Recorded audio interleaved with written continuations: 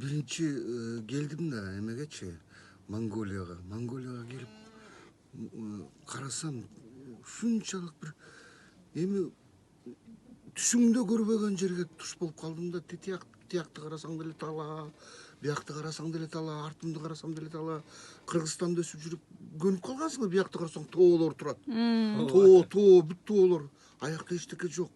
Шамал уруп турат. Анан кийин ушу жолдон келатып аябай катуу суук тийгенби, ооруп калыптырмын, баса албаймын.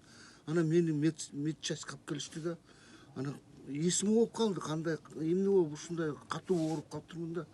Анан кийин акырын канча жатканын билбейм, көзүмдү ачсам солдаттар моундай тегеректеп, моундай баштар турат да бери. Мени карап турушат. Анан кийин чочуп кеттим да, карасам. Как ты?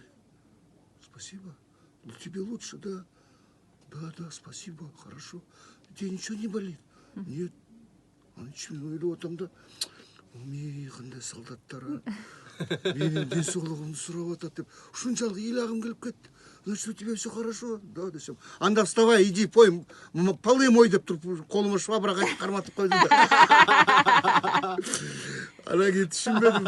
Анан туруп алып пол жуудум. Анан кийин ошо Ошентип анан кызмат башталды. Ошондой болду, ошондой көп окуялар болгон армияда.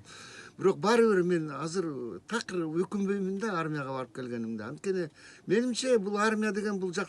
Мен азыркы армия кызык. Кыргызстанда служить эткен солдаттар токмоктук болсо барып туруп тиги эме кеминден барып служба кылып коет, же көлдүк болсо нарынга барып служба кылып коет.